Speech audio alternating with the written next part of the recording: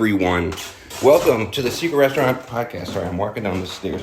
I don't know why I started this while I was walking down the stairs. I'm trying to do this. This is the... Whoop. That was the gate that separates my cat and my dogs, my parents' dogs. Because if it weren't there, they would kill each other. And I'm not sure who would die first, to be honest. A sort of cold war between the canines and the felines. One upstairs, two downstairs. One thumping across the ceiling dangerously while the others bark below. Will anything bubble over into conflict? Some things I want to talk about, serious things. All things are serious when you live on Earth, you know? Everything is incredibly serious, or that's how it seems when you talk to people. A lot of people don't think anything is funny. They find humor confusing and also threatening to them. But that's a whole other conversation. Let's talk about the concept and the admirable trait of being prolific. Have I talked about this before? I can't remember. Maybe I have, but I do know that there are a couple writers who I've talked about multiple times who I admire for their prolific nature. And so I'm going to try not to talk about their works too much, but rather use them as an example to talk about myself, because that is what's most important, is me. So yeah, it shouldn't be a surprise.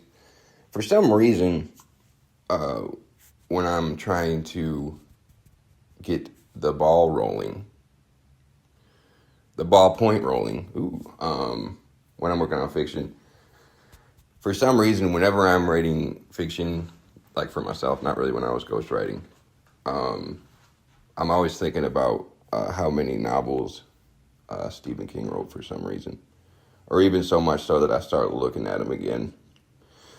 And I think that's kind of a weird, because let me put it this way, like, I think I looked it up. I think he's going to be publishing his 68th novel, not even including his novellas. Some of those are actually just as famous, if not more famous. Like, that's what Stand By Me was from, is a novella called The Body. And then, what other ones? Oh, Shawshank Redemption was in that same collection.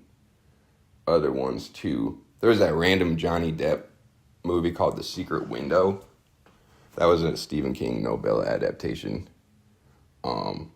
I'm getting off track, but he wrote literally, on top of all the stories, screenplays, all of that, he wrote 68 novels.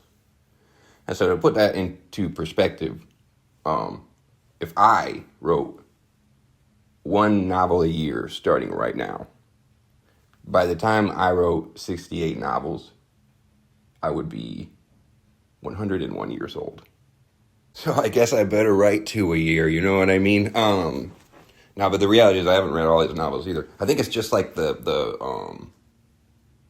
I don't know how to explain it. Like maybe when you look at a successful career of like something else, like it's like stats at a certain point to me. Like, it's like stats of like he published that many novels, and I'm not gonna ever read them all. I don't even really want to. There are some that I started and didn't like. There are some famous ones that I thought were just okay, and then there were some that I absolutely adored. Did read a solid short story of his. This is the only thing I'll talk about. Otherwise I'll start rambling about like all of his books all at once. But I read a short story, looked up when he wrote it. He wrote it when he was like only 22, and I think it might have been his first major publication that wasn't in like one of his university magazines. But it's called The Graveyard Shift. If anybody's read that one, it's so great. It's in his first collection of short stories called The Night Shift. And I couldn't believe that he wrote it when he was only 22, because it was like everything that he grew to be famous for was in that story, and it was like perfectly timed and crafted, and the ending was like terrifying.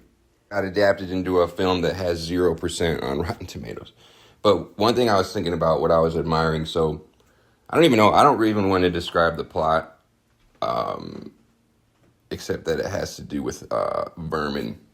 That's all I'll say, but I guess you can just look it up. But one thing I noticed about it that I was thinking about is it's kind of just like a series of scenes. Like there's not a lot of like summarizing the past, except for maybe a sentence, or there's not really a lot of like things outside of like these. It'll say the time and the date, and then it'll have a scene, and then the next one it'll have the time and the date, and then another scene.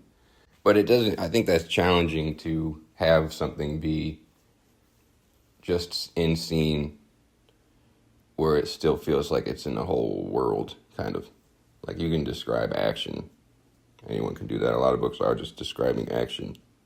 And I think that's also what a lot of people want to read too. That's something I noticed about, like with genre fiction of like horror or fantasy, whatever. A lot of the times, the way that the writer is crafting a chapter, it's like action and sensory description for the genre pieces. Where then if you go into literary fiction, sometimes then it's a lot more like time is a lot more experimental, where it'll be going back and forth in time, and then depending on who you ask, whatever they like, they think the other one is terrible. Yeah, wouldn't that be the dream? Just writing a novel a year. That's it. People used to do that. Well, people used to write like a lot of novels a year to survive, and then the novels would be like garbage. Maybe people still do that.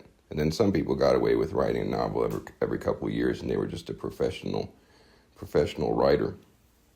I think that's every aspiring writer's dream, is to just have a house that you die in. Just have a house that you buy and then you write in it, and then you die there when it's time for you to die. This is my forever home. We finally found our forever home. Although forever is only 30 more years. Okay, that's grim. Just picture your forever home. Some of you probably already have your forever home, don't you? You probably have a couple forever homes. Yeah, I feel like what's the writerly forever home?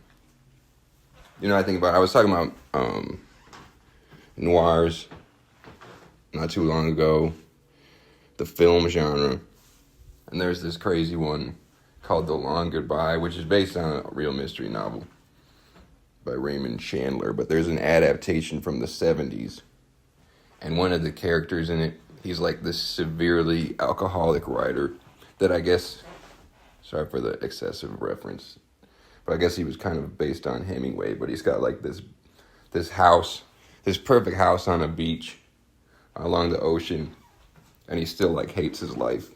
He's like drinking all the time, and he's ruining all his relationships, and he's insane and whatnot. But that is sort of like the ultimate writer's house, isn't it? Like something by water. Like you just have your house and it's by a beach or a lake or something. Like just a lake house where you can keep all of your books, and you sit at your typewriter, or I guess computer now. You can look out across the waves. But the unfortunate thing is that all the lake houses are owned by people who don't even go there all the time. In fact, they probably only go there a few times a year. And so then nobody is there, and the writers can't have their perfect lakeside home. One thing I have thought about pretty much repeatedly, though, thinking about my parents' dog is at the door, and she's whining, and she literally is just going to go out there and lay in the grass, and I don't want to have to watch her. That's a whole other story. They're mean to people who walk by. They bark at people, and they're assholes. I'll just let them out. I'll be back, guys. Don't worry. Second I let them out, both of them out, did what I said they were going to do, which is nothing. And then someone was walking by with their dog. So then I just had to get them back inside using treats, and the whole thing was pointless. There's a time like a month ago, maybe. This is when I was house sitting. But I had to come back. I was house sitting for someone else, I mean. And I had to come back to let them out, or I offered to. Because it's like a long, if both my parents are at work, it's like a long time for them to go without being let out. And so I came back over here and then I let them out. And this was back, I used to just ignore them. Like I'd let them out and then I'd just like look out the window occasionally. Because I was like, they're fine. They're literal grown dogs. They should be able to behave themselves. And then I'm sitting and I can see out the window where I'm sitting. But I was like working on my computer. And I look out the window and their dog Hank, who's like the younger one, he's like they're yellow labs. He's like 3, I think, 3 or 4. And I look out the window and he's literally like out in the street. And I was like, what the hell? They have an electric fence. I should have said that. So my parents had to move the electric fence in closer so that they don't like go way up to the sidewalk. And then they had to like have his collar go higher. But he's like a huge dog. He's like kind of a scary dog. He's also like a huge fucking wimp. And Birdie, their older one, they got him from the same, they're like related or whatever. Like they have the same, either mom or dad, I can't remember. But Birdie is like 7. And I was gonna explain how Hank is, because if you see him, if he's like staying there, he kind of looks really creepy. Like he looks kind of scary because he's like huge. But if he's like laying down and you try and like step over him, and he's like laying in the doorway and you try to step over him, he will immediately freak out and stand up and like almost take you out by how fast he like stands up and freaks out. And then Birdie, if she's laying there and you step over her, it's like she's unbothered. There's been times where I was trying to open a door and she was like laying behind it and she wouldn't move. But she's always been like that. Even when she was like a puppy or whatever.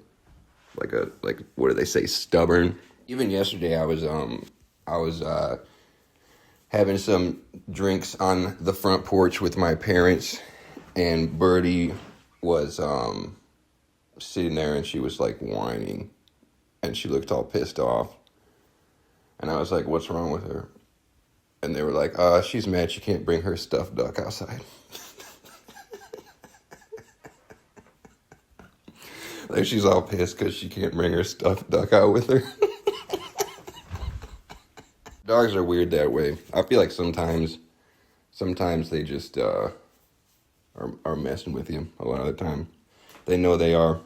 So, but I was going to talk about something else before that whole ordeal derailed my combo. I've been thinking about imagining having like a workspace, right?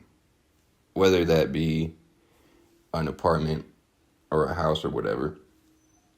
She's whimpering again. But she does it all the time. She sounds like she's like out in the rain, but she's literally just she's literally just sitting in the door. And then she went out there and then she like sniffed around and then she sat by the front steps. It's like, I know it's nice out, but I can't be watching you guys and making sure that no people walk by or no dogs walk by. Like, I'm trying to do serious work here. Right, so like imagining a dream office or house where you get your work done, or apartment or whatever. I've been like thinking about like literally not getting internet. It's kind of crazy to think about how most people, everyone I know, like have the internet. You know what I mean? And then once you start to think about how many of our things we do on the internet, I mean, everybody's entertainment is all online now, whether it's like streaming or ebooks or whatever. It's all like through the internet. And I don't think, it's interesting to think about like, if you take that one thing away, I mean, obviously people have like their cell phones. But if you take the internet away, it's like, what do you have? As far as like what you do all the time. I mean, you can like exercise. Maybe you have an iPod. from the 2000s. Maybe you spin some wax, vinyl records. Read a book. Most people don't even read physical books; they read ebooks. But it is interesting. I feel like people don't even think about it. Like, what if tomorrow all of a sudden there was no more internet? Like, there was a worldwide internet crash that could not be fixed. Like, what would you do? Besides social things. Not social media, right? I don't know. It's interesting. I mean, the idea started basically because I was fantasizing about not having internet because I didn't have to pay for it that way. If I moved somewhere else and I could save that much, not having an internet modem to pay every month. And then just have like a TV and a DVD player and like 3 TV seasons. And then you just get to work. But I mean, most of my craft of it is like offline, really. Whether it's like writing in notebooks. I don't even really like doing Google Docs because I feel like I don't really trust the cloud like that. Guitar is offline. If you have a guitar and a amp, you don't need internet. There you go. If you have a notebook or you can even use a computer, no internet, and you can still write. Just type it out on a Microsoft Word doc. I like that idea. So anyway, it's kind of been something that I've been thinking about more and more. Just like how to cut internet out of your life as much as possible. We'll see if a certain parody site has a headline about going internetless. You know what I mean? They already had a bald cult member a week after I shared my excerpt. Wondering when I'm going to get on the payroll for that one. Know what I mean? Know what I mean? Physical media collector is excited for apocalypse. Something about Gen Z too. Oh, okay.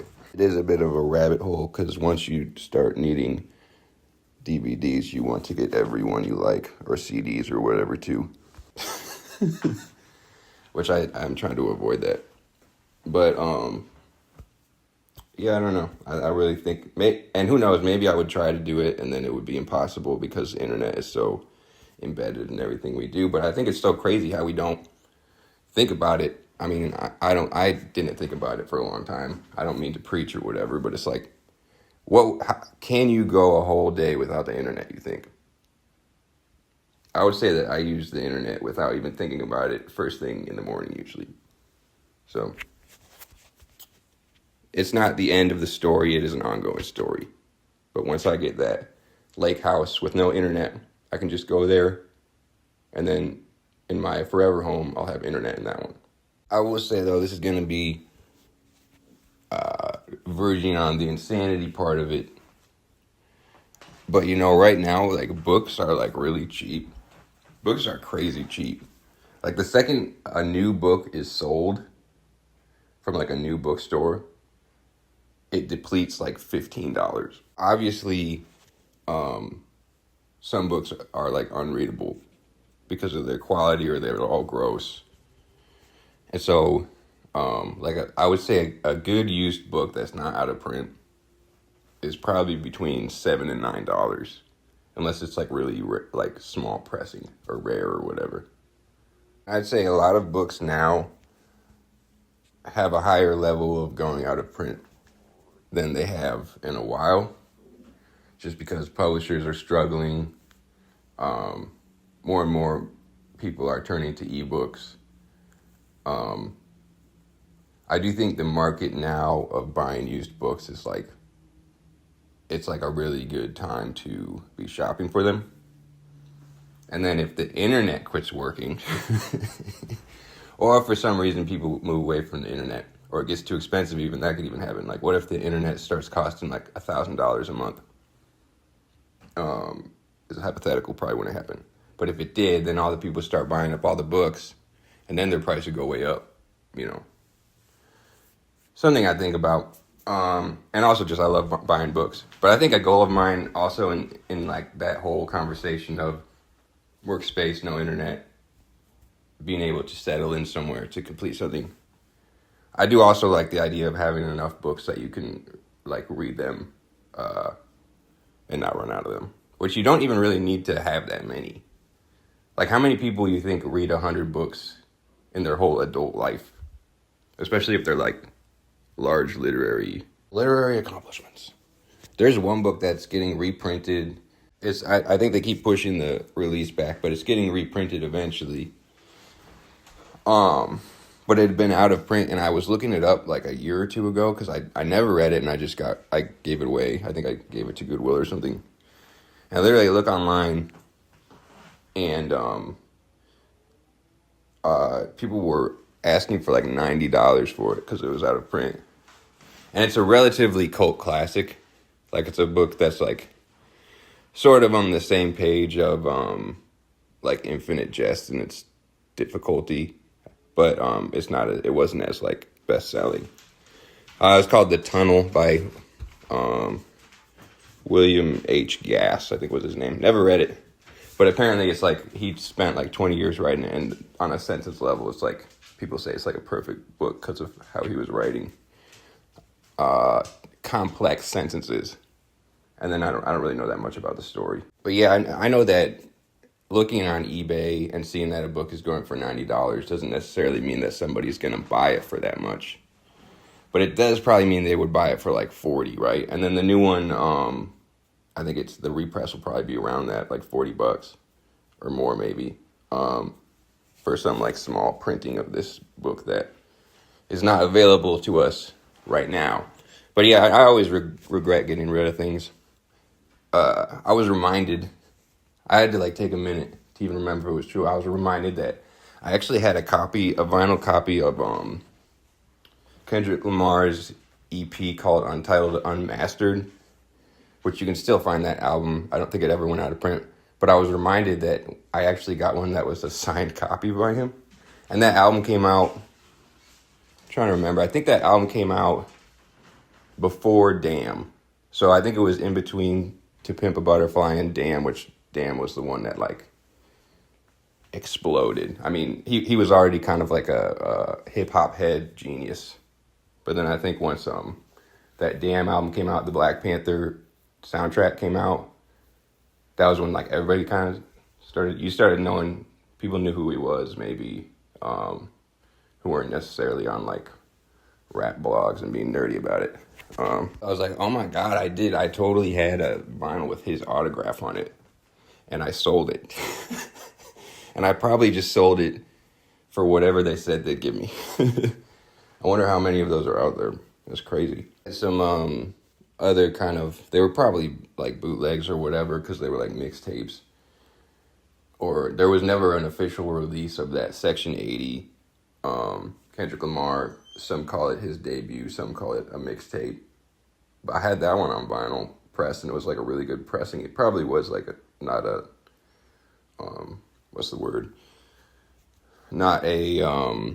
official release. But that's one I kind of wish I had again. I had Joey Badass's 1999 on vinyl, which was probably also a bootleg. That one I have not seen since. A lot of those ones, they were never officially pressed. And then those were the main two. For a long time, I was thinking about getting that Balloonerism Mac Miller, because they had it as a bootleg. But then finally they started pressing all those mixtapes and stuff on official releases, which I'm thankful for that, because I want to listen to all of his albums on vinyl. Yeah. So let's keep talking about being prolific, because I failed the prompt completely. Starting off talking that way, didn't keep on talking that way. So I think when I am considering a prolific output, I need to keep my headspace in that level so that I can even do just a modest output, if that makes sense. I want to do one more example and then talk about Stephen King for the rest of my life every day, and that's it. And it's the only book that I've read is the book of Stephen King. But I should mention, though, another prolific writer that I've always been standing over would be Bukowski. Was kind of what inspired me to have the poetry collections that were like 200 plus pages. because I always liked how his collections, especially the ones towards the middle of his career, they were like these huge books of like 300, 400 page poetry collections. And then you put them next to other people's collections that are like 50 pages. It's like, yep, that's a flex. So I always liked that idea of like having a volume of poetry that's like huge. And so I think about that even when I am like writing, I think sometimes with poetry. But for fiction, it's all about Stephen King. I'll even look at the word counts of all his books or all his stories, and I'll like find ones that are like what kind of my goals are, which it's always changing. A lot of his books, they don't seem like they would be, but they're like a lot of words. And then other ones, it's the other way around, I guess. Something that's interesting about his books, though, is he was criticized for, I went through the rabbit hole of looking at his reviews, too, because people were even mad when he would get, like, awards and stuff. Like, people didn't take him seriously at all. And some people probably still don't, but I think we're all at the point where, like, every writer who is, like, younger than him probably read him and was influenced by him at some point. Not his books, then his movies, but, or adaptations. But one of the frequent criticisms I was seeing, because I went through all his early books and then I would try and find critical responses to them at the time. And a lot of people thought that his books were too slow or the pacing was boring or something,